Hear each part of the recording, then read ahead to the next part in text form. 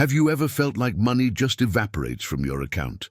You get paid, handle a few expenses, and suddenly there's almost nothing left. No major purchases, no extravagance, just gone. This isn't bad luck. It's not about earning too little either. It's about something far more insidious, the silent leak, the slow, invisible drain that empties your financial reserves without ever triggering your awareness. And the worst part? Most people live their entire lives without realizing it's happening.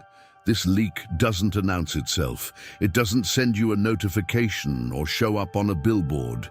It hides in plain sight, disguised as convenience, comfort, or even necessity. And because it operates below your conscious radar, you never question it. You just accept the result: empty pockets, mounting stress, and a nagging feeling that you should be doing better. But you can't fix what you can't see. And that's exactly why this pattern persists. The truth is, financial failure isn't usually caused by one catastrophic mistake. It's caused by 100 small, unnoticed ones. Every single day, every single week, month after month, until the damage is so deep that even earning more money won't solve it. Because the leak adjusts. It grows with your income. It follows you into every raise, every bonus, every windfall. Unless you learn to identify it, name it, and shut it down. Most people blame their lack of savings on their salary. They tell themselves that once they earn more, everything will change, but it won't. Because the real problem isn't how much comes in, it's how much slips through the cracks without ever being accounted for, without ever being questioned, without ever being controlled. And that's the core of the silent leak. Unconscious spending, automatic, habitual, emotionally driven decisions that bypass logic entirely. Think about how you spend money on an average day. Do you remember every purchase? Can you name the last 5 things you bought and why? You bought them. If you can't, you're leaking. Because money that leaves your hands without your full awareness is money you've lost control over. And control is the only thing standing between financial stability and chaos. There's no middle ground. Either you decide where your money goes, or it decides for itself. And when money decides, it always disappears. Here's what the silent leak looks like in practice. You stop for coffee because you're tired. You order food delivery because cooking feels like too much effort. You subscribe to a streaming service because everyone else has it. You buy something small online because it's cheap and shipping is free. You upgrade your phone plan because the salesperson made it sound necessary.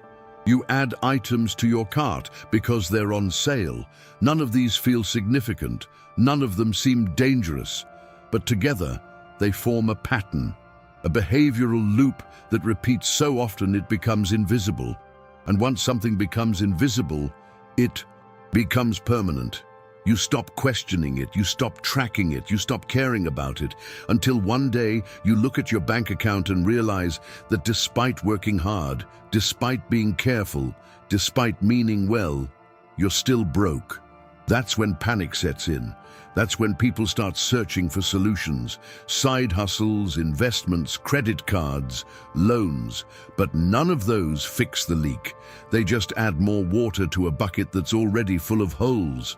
The psychology behind this is simple but powerful. Your brain is wired to avoid pain and seek pleasure. Spending money often triggers a dopamine release. It feels good. It feels like progress.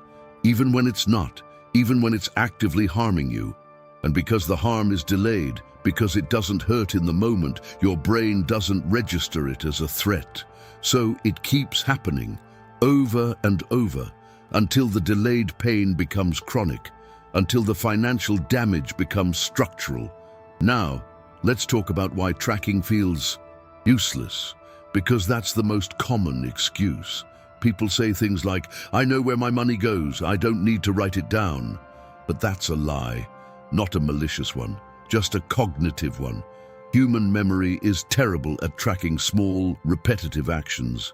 You might remember buying lunch today, but do you remember what you spent 3 days ago, last week, last month? Probably not. And without that information, you're operating blind. Blind spending is reckless spending. Even if your intentions are good, even if you think you're being responsible. Because intention without awareness is just hope, and hope is not a financial strategy. You need data, you need clarity, you need to see the pattern before you can break it. And the only way to see it is to record it. Every single expense, no matter how small, no matter how boring, because the boring stuff is where the leak lives. Let's break down a common scenario. Imagine someone earning a decent salary, not rich, but comfortable. They pay rent, utilities, insurance, they buy groceries, they handle the essentials, and yet at the end of the month, there's nothing left. Where did it go? They're not sure, so they assume it went to necessities. But when they finally track their spending, they discover something shocking. Nearly 30% of their income went to things they didn't plan for, didn't need, and barely remember. Coffee, snacks, apps, Ubers, impulse buys, convenience purchases, 30%. That's not a rounding error. That's a systemic problem. And the scariest part, it feels normal, it feels like everyone does it, and maybe they do. But that doesn't make it smart. It just makes it common. And common behaviors lead to common results, which in this case means living paycheck to paycheck, despite earning more than your parents ever did. Here's another layer, the subscription trap.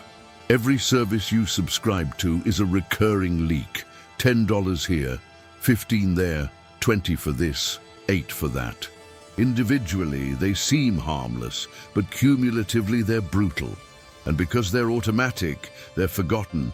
You signed up 6 months ago and never used it again, but you're still paying every month without realizing it, without questioning it, until someone forces you to look at your bank statement and confront the damage. And it's not just subscriptions, it's convenience culture.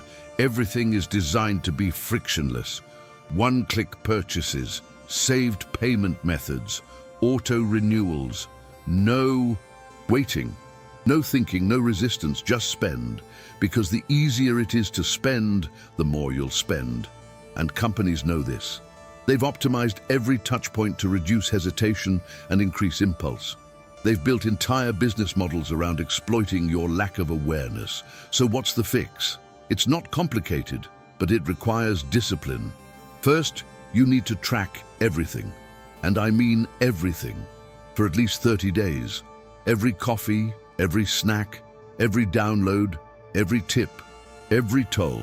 Write it down. Use an app, use a spreadsheet, whatever works. The method doesn't matter, the habit does. Because once you see the pattern, you can't unsee it. And that awareness is the first step toward control. Second, you need to categorize your spending. Not just food or entertainment.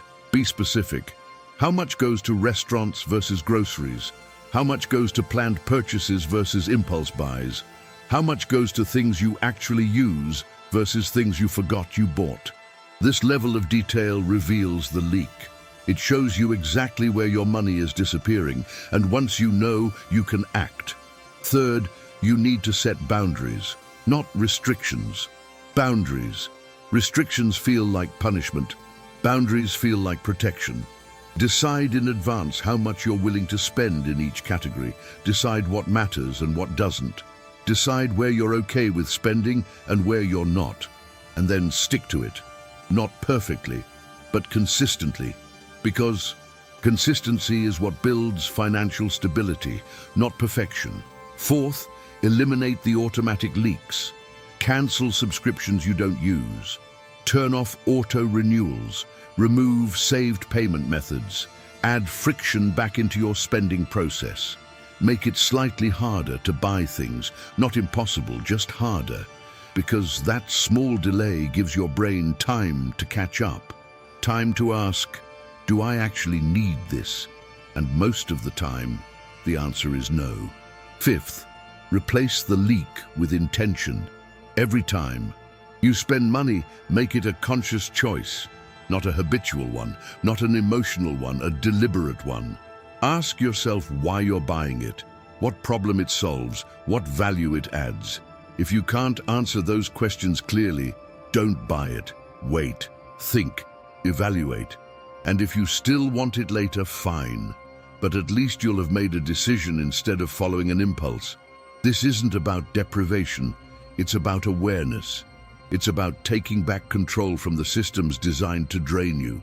It's about recognizing that financial security doesn't come from earning more. It comes from leaking less, and you can't stop leaking until you admit it's happening, until you look directly at the problem instead of pretending it doesn't exist. The silent leak is real. It's destroying your financial future one small purchase at a time, and the longer you ignore it, the bigger it gets. But the good news is this: it's fixable, not overnight, not with a miracle solution, but with consistent, deliberate effort, with awareness, with honesty, with the willingness to confront uncomfortable truths about your own behavior. Because here's the hard reality: nobody is coming to save you. No raise, no bonus, no inheritance, no lottery ticket. Just you, your choices, your habits, your discipline. And the sooner you accept that, the sooner you can start building something real, something stable, something that doesn't evaporate the moment you look away. You already know what you need to do. You've probably known for a while. The question is whether you're ready to do it, whether you're ready to stop making excuses and start making progress, whether you're ready to close the leak before it drowns you. The money you're looking for isn't out there. It's already in your hands. You're just letting it slip through.